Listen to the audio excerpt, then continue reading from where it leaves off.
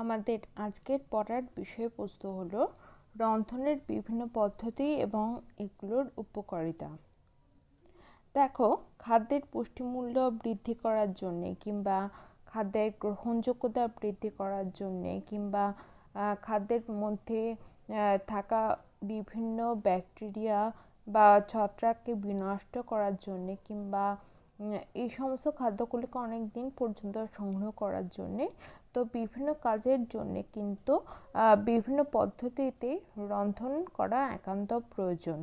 এবং পুষ্টিবিজ্ঞান সংক্রান্ত যদি কোনো মানুষের জ্ঞান না থাকে, তার ফলে কিন্তু যে বিভিন্ন সবজি কিংবা মাছ, মাংস ইত্যাদি কাটার ক্ষেত্রে কিন্তু অনেক ক্ষেত্রেই বিভিন্ন খাদ্য সামগ্রীর মধ্যে থাকা ভিটামিন কিংবা খনিজ লবণ এগুলোর অপচয় ঘটে যায়।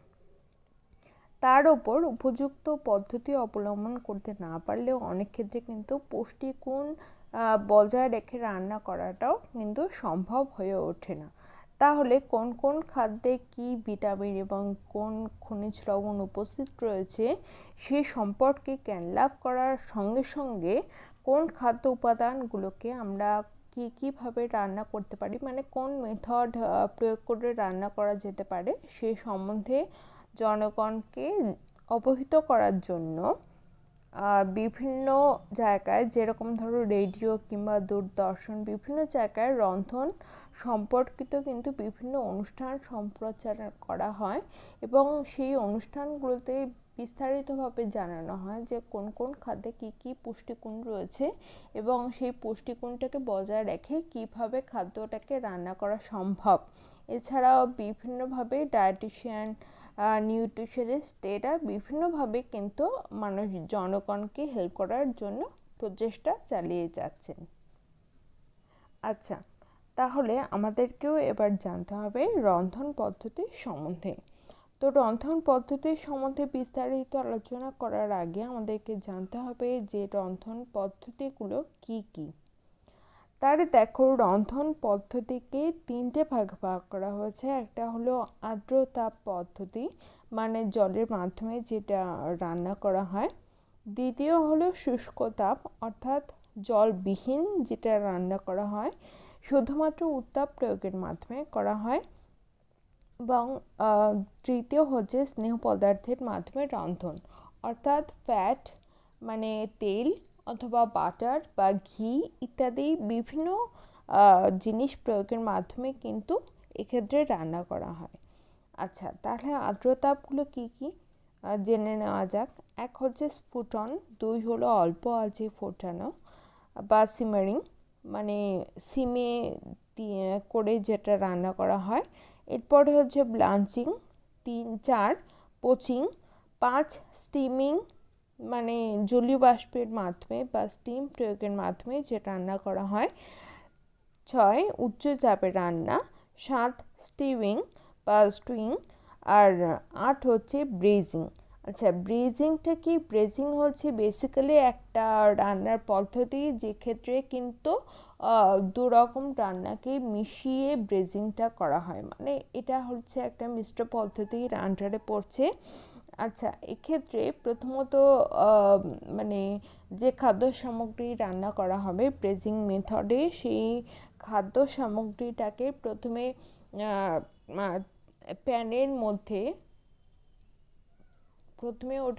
প্যানের মধ্যে হালকা আঁচে সাঁতলিয়ে নেওয়া হবে,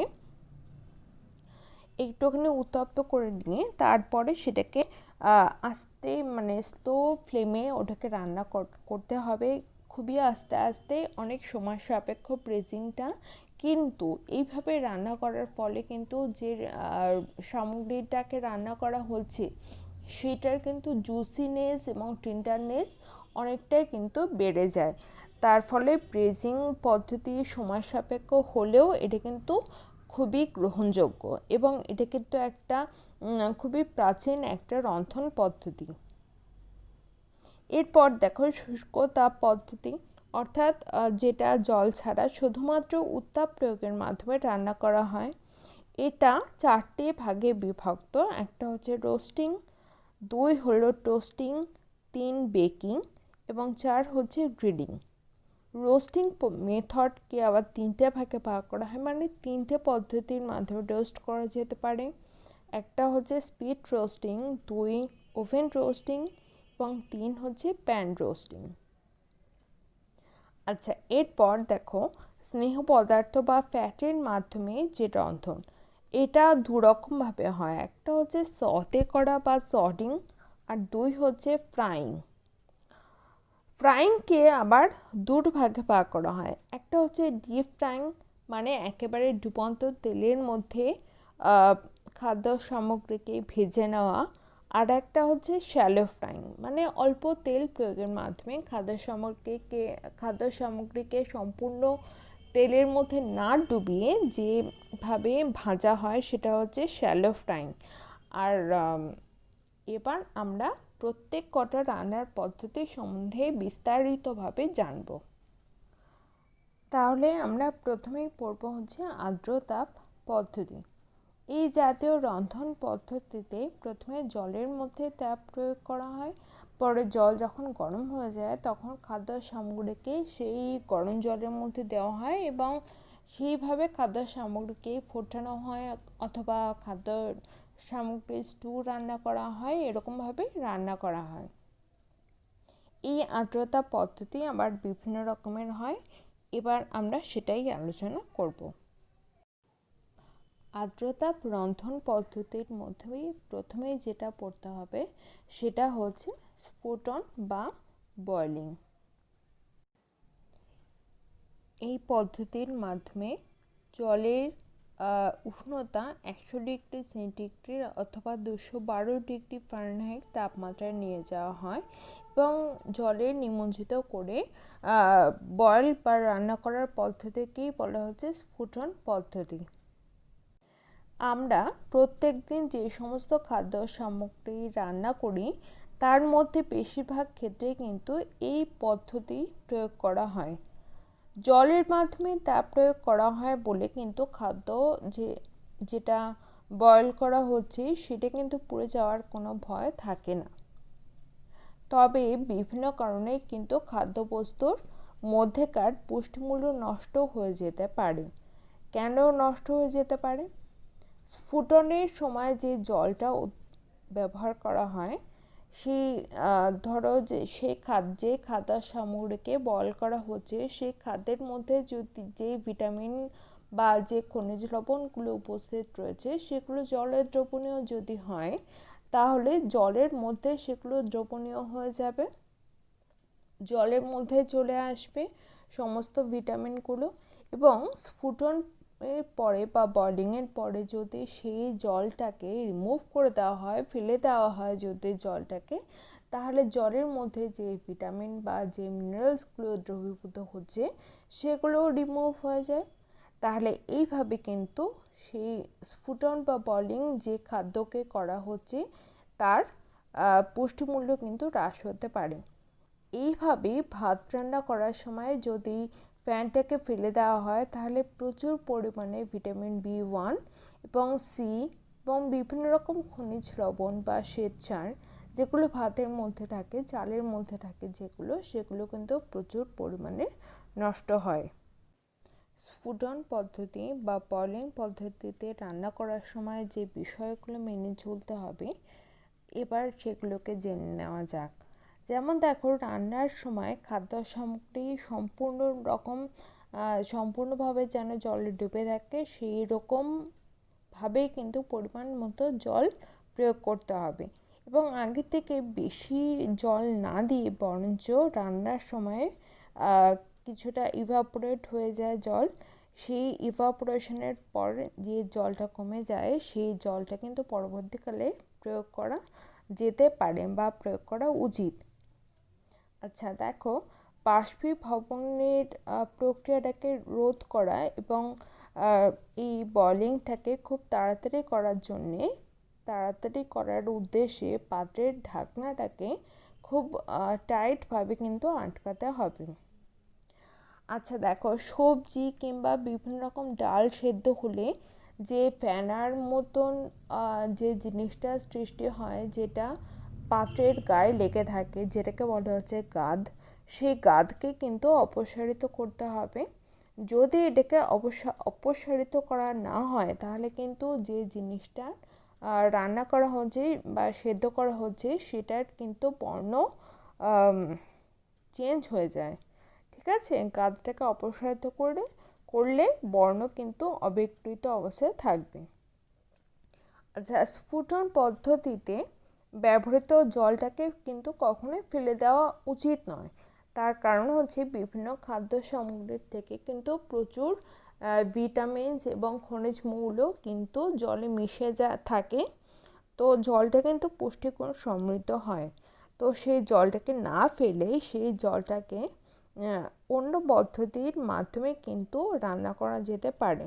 যেরকম ধরো, ডাল সেদ্ধ জলটাকে না ফেলে সেই জল দিয়ে স্যুপ তৈরি করা যেতে পারে। তাহলে পুষ্টিগুণ কিন্তু বজায় রেখে বা পুষ্টিগুণ বৃদ্ধি করে কিন্তু রান্না করা এভাবে সম্ভব। এছাড়াও জল উত্তপ্ত হওয়ার পর পাত্রে রন্ধন সামগ্রী ঢালতে হবে এবং রান্নার শুরু থেকে শেষ পর্যন্ত কিন্তু একই তাপমাত্রা বজায় রাখতে হবে। যদি একই তাপমাত্রা বজায় রাখা না হয়, যদি একবার বেশি বাড়ানো হয় তাপমাত্রা, যদি একবার তাপমাত্রা কমানো হয়, তাহলে সেই ক্ষেত্রে কিন্তু রান্নার সামগ্রীর মধ্যে কিন্তু অনেক সমস্যা সৃষ্টি হতে পারে। যেমন ধরো, ভাত রান্নার ক্ষেত্রে ভাত কিন্তু দলা পাকিয়ে যেতে পারে, কিংবা ধরো খাদ্য সামগ্রীর পুষ্টিমূল্য কিন্তু হ্রাস পেতে পারে। আচ্ছা, এবার জানতে হবে যে স্ফুটন বা বয়লিং পদ্ধতির উপযোগিতাগুলো কি কি। আচ্ছা দেখো, এই পদ্ধতির মাধ্যমে রান্না করলে কিন্তু খাদ্যবস্তু খুব ভালোভাবে সেদ্ধ হয়, ফলে খাদ্য খুব সহজেই কিন্তু হজম হয়ে যায়। এই পদ্ধতিতে রান্না করলে খাদ্যের পুষ্টিগুণ কিন্তু অনেকটাই বজায় রাখা সম্ভব। এই পদ্ধতিতে রান্না করলে রান্নার খরচ অনেক কম হয়। কারণ খরচ কম হয় কেন? মানে যেহেতু আবদ্ধ পাত্রে রান্না করা হয়, সেই জন্য খুব তাড়াতাড়ি এটি কিন্তু রান্না হয়ে যায়, তার ফলে খরচ অনেক কম হয় এবং এক্ষেত্রে কিন্তু বাসনপত্রও অনেক কম ব্যবহৃত হয়। এটা হচ্ছে একটা খুবই সহজ রন্ধন পদ্ধতি। এক্ষেত্রে বিশেষ কোনো দক্ষতার প্রয়োজন হয় না এবং বিশেষ কোনো বাসনপত্র প্রয়োজন কিন্তু হয় না। নেক্সট যে আর্দ্রতা পদ্ধতি পড়তে হবে সেটা হচ্ছে অল্প আঁচে ফোটানো বা সিমারিং। এক্ষেত্রে খাদ্যবস্তুকে জলের মাধ্যমে 85 ডিগ্রি থেকে 96 ডিগ্রি সেন্টিগ্রেড অথবা 185 ডিগ্রি থেকে 205 ডিগ্রি ফারেনহাইট উষ্ণতায় জলের মধ্যে ডুবিয়ে এটাকে রান্না করা হয়। এই ক্ষেত্রে পাত্রে অধিক চাপ প্রয়োগ করে কিন্তু দ্রুত এবং অধিক পুষ্টিমূল্য বিশিষ্ট খাদ্য প্রস্তুত করা সম্ভব হতে পারে। এই পদ্ধতিতে রান্না করতে কিন্তু সময় অনেকটা বেশি লেগে যায়। তার কারণ হচ্ছে যেহেতু এটা অল্প আঁচে ফোটানো হয়, তার জন্য সময় অনেকটা বেশি লেগে যায় সুসিদ্ধ হতে। কিন্তু এক্ষেত্রে রান্না করলে সময় অনেক বেশি লাগলেও কিন্তু খাবারটা পুড়ে যাওয়ার কোনো সম্ভাবনা থাকে না। তার কারণ খাবারকে জলে নিমজ্জিত করে সেদ্ধ করা হচ্ছে এবং খাদ্যবস্তুর আকার কিংবা আকৃতিরও কিন্তু কোনো রকম পরিবর্তন হয় না। এছাড়াও পুষ্টিমূল্যের অপচয়ও অনেক কম হয় স্ফুটন বা বয়লিং পদ্ধতির তুলনায়। তার কারণ হচ্ছে এই পদ্ধতির মাধ্যমে কিন্তু অল্প আঁচে ফোটানো হচ্ছে, অর্থাৎ যে সমস্ত ভিটামিনস অনেক বেশি উষ্ণতায় নষ্ট হয়ে যায়, সেই সমস্ত ভিটামিনের কিন্তু অপচয়টা অনেক কম হচ্ছে। আচ্ছা, এই পদ্ধতির মাধ্যমে মাছ, সবজি প্রভৃতি রান্না করা হয়। এছাড়াও দুধকে অনেক সময় ধরে ফুটিয়ে ক্ষীর তৈরি করার পক্ষে কিন্তু এই রন্ধন পদ্ধতি একদমই আদর্শ। এবারে সিমারিং বা অল্প আঁচে ফোটানো পদ্ধতির উপযোগিতা আলোচনা করে নেওয়া যাক। সিমারিং পদ্ধতিতে যদি রান্না করা হয় তাহলে যেহেতু খাদ্য সামগ্রী জলে নিমজ্জিত থাকে, তাই জন্য এটা পুড়ে নষ্ট হয়ে যাওয়ার সম্ভাবনা থাকে না। খাদ্য উপাদানের আকৃতি কিংবা বর্ণের বা আকারের কোনো রকম পরিবর্তন হয় না। এই পদ্ধতি স্ফুটন পদ্ধতির তুলনায় এখানে কিন্তু খাদ্য উপাদানের পুষ্টিমূল্যের অপচয় অনেক কম হয় এবং খাদ্যবস্তু কিন্তু এক্ষেত্রেও সুসিদ্ধ হয়ে থাকে। এরপরে আর্দ্রতাপ রন্ধন পদ্ধতির যেটা আমাদের পড়তে হবে সেটা হচ্ছে ব্লাঞ্চিং। ব্লাঞ্চিং কিন্তু কোনো একটি একক রন্ধন পদ্ধতি নয়। এই রন্ধন পদ্ধতির মাধ্যমে খাদ্যকে প্রস্তুত করা হয় পরবর্তীকালে বিভিন্ন রন্ধন পদ্ধতি বা রন্ধনের ক্ষেত্রে খাদ্যকে ব্যবহার করার জন্য। ঠিক আছে, তাহলে 94 থেকে 100 ডিগ্রি সেন্টিগ্রেড তাপমাত্রায় ফুটন্ত জলের মধ্যে খাদ্য সামগ্রীকে 5 সেকেন্ড অথবা থেকে শুরু করে 2 মিনিট পর্যন্ত রেখে দেওয়া হয়।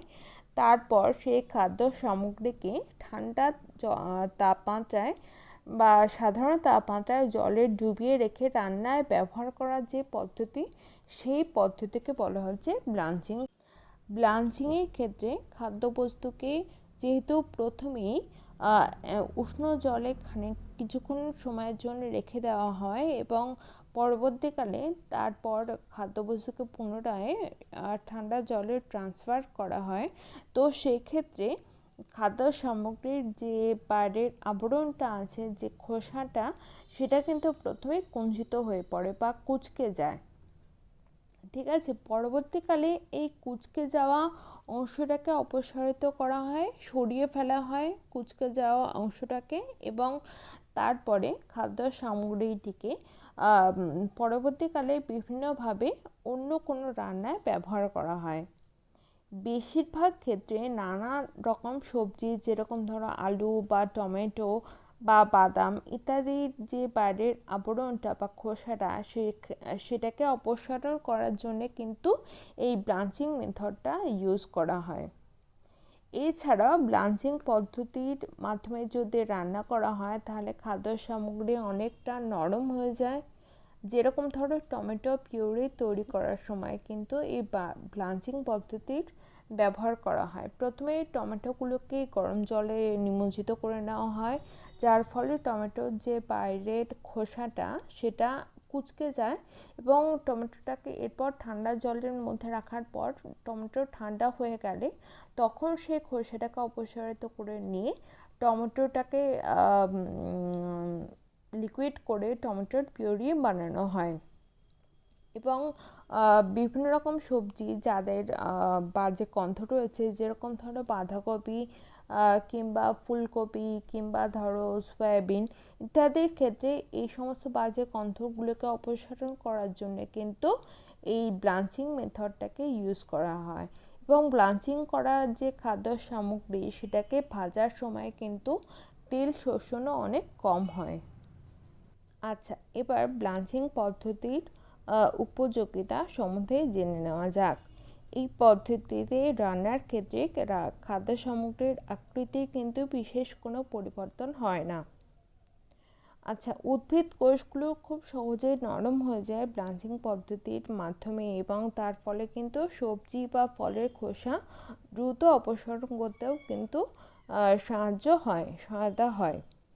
আচ্ছা, বিভিন্ন সবজির যে দুর্গন্ধ হয় না আর কি, সেটাকে মুক্ত করা যায় এবং ব্লাঞ্চিং করা খাদ্য সামগ্রী কিন্তু পরবর্তীকালে যখন এটাকে ভাজা হয় কিংবা অন্য কোনো রান্নায় ব্যবহার করা হয় তখন কিন্তু ফ্যাট শোষণও অনেক কম হয়। আর ব্লাঞ্চিং করলে কিন্তু খাদ্যের মধ্যে থাকা যে বিভিন্ন ব্যাকটেরিয়া, ছত্রাক, মানে বিভিন্ন রকম জীবাণু, সেগুলোকে কিন্তু বিনাশ করা সম্ভব হয়। এরপরে আর্দ্রতাপ রন্ধন পদ্ধতির যে পদ্ধতির সম্বন্ধে আমাদের পড়তে হবে সেটা হচ্ছে পোচিং। এই রন্ধন পদ্ধতিতে প্যানের মধ্যে বা পাত্রের মধ্যে অল্প জল নিয়ে সেই জলের উষ্ণতা 85 ডিগ্রি সেন্টিগ্রেড অথবা 95 ডিগ্রি ফারেনহাইট তাপমাত্রা রেখে সেই জলের মধ্যে ফুটন্ত জলের মধ্যে খাদ্যবস্তুকে ঢালা হয় এবং সেই খাদ্যের উপরিতল কিছুটা শক্ত হলে নামিয়ে নেওয়া হয়। এইভাবে যে হালকা রন্ধন পদ্ধতি আছে তাকে বলা হচ্ছে পোচিং। পোচিং পদ্ধতিতে রান্না কিন্তু আমরা সাধারণভাবে ডিমের ক্ষেত্রে করে থাকি। তো ডিমের পোচিংয়ের ক্ষেত্রে কিন্তু তিনটে পদ্ধতি আছে। একটা হলো জলপোচ, অর্থাৎ জলের মধ্যে জলটাকে উত্তপ্ত করে নিয়ে সেটার মধ্যে ডিমটাকে ছেড়ে দিয়ে পোচ করা হয়, তো এটাকে বলা হচ্ছে ডিমের জলপোচ। তারপরে হচ্ছে তেলপোচ। তেলপোচ মানে তেল গরম করে তার উপর পোচিং করা হয়। এবং মাখন পোচ মানে হচ্ছে কড়াইতে বা ফ্রাই প্যানে মাখন দিয়ে সেটাকে গলিয়ে নিয়ে তার উপরে পোচিং করা হয়। আচ্ছা, এইটি কিন্তু একটা খুব সহজ রন্ধন প্রক্রিয়া এবং এই পদ্ধতিতে রান্না করলে কিন্তু খাদ্যবস্তু খুব সহজপাচ্য হয়ে যায়। এইবারে এই পদ্ধতির উপযোগিতাগুলো জেনে নেওয়া যাক। খাদ্যবস্তুর মধ্যে যে প্রোটিন অংশটা থাকে সেটা কঠিন এবং সংকুচিত হয়ে গেলে কিন্তু সেটা খুব সহজে আর পরিপাক করা যায় না। ডিমের ক্ষেত্রে বা মাংসের ক্ষেত্রে কিন্তু প্রোটিন থাকে। তোমরা হয়তো দেখেছো যে ডিমকে বা মাংসকে যখন অনেক উষ্ণতায় ভাজা হয় তখন ডিমের কিংবা মাংসের উপরের যে আবরণটা আছে সেটা কিন্তু শক্ত হয়ে যায় এবং সংকুচিত হয়ে পড়ে, এবং সেই ডিম বা মাংস সেইভাবে খেলে কিন্তু অবশ্যই শক্ত বোধ হয় এবং তার সঙ্গে সঙ্গে কিন্তু সেগুলো আমাদের পাচনতন্ত্রে কিন্তু ঠিকমতো পাচিত হতে পারে না। সুতরাং পোচিংয়ের ক্ষেত্রে কিন্তু সেটা হওয়ার কোনো সম্ভাবনা থাকে না। তার ফলে প্রোটিন কঠিন এবং সংকুচিত হয় না এবং তার ফলে কিন্তু এই খাদ্যবস্তু অনেক সহজপাচ্য হয়। খাদ্যের স্বাদ এবং গন্ধ অপরিবর্তিত থাকে।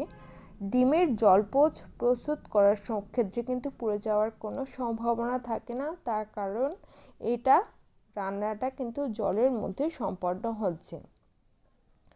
তেল বা মাখন পোচের ক্ষেত্রে ডিমের ক্যালোরি মূল্য অনেকটা বৃদ্ধি পায়, কারণ ডিমের সঙ্গে সঙ্গে কিছু তেল কিংবা মাখনও কিন্তু যুক্ত হয়। এটি একটা খুবই সহজ রন্ধন প্রক্রিয়া। এবারে আর্দ্র তাপ রন্ধন পদ্ধতি যেটা পড়তে হবে সেটা হচ্ছে স্টিমিং বা ভাপে রান্না করা। এই পদ্ধতিতে মৃদু তাপে অর্থাৎ 80 ডিগ্রি সেন্টিগ্রেড অথবা 120 ডিগ্রি ফারেনহাইট তাপমাত্রায় একটা আবদ্ধ পাত্রে অনেক সময় ধরে রান্না করার যে পদ্ধতি সেটাকে বলা হচ্ছে স্টিমিং বা ভাপে রান্না করা।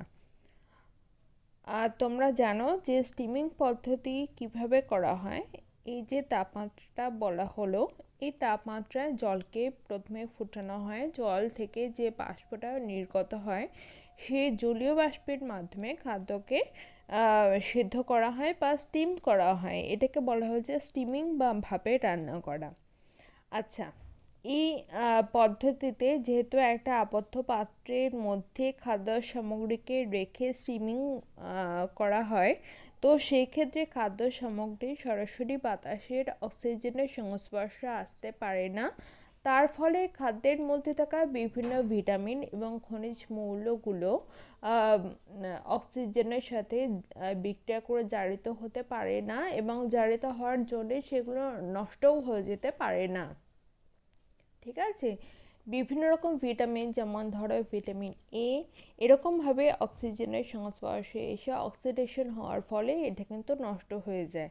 তো বিভিন্ন রকম ভিটামিন এবং মিনারেলস এগুলো নষ্ট হয় না, তার ফলে খাদ্যের পুষ্টিমূল্য কিন্তু বজায় থাকে। এই পদ্ধতির মাধ্যমে রান্না তো প্রাচীনকাল থেকেই চলে আসছে, কিন্তু বর্তমানে এই পদ্ধতি কিন্তু বহুলভাবে ব্যবহৃত হয়।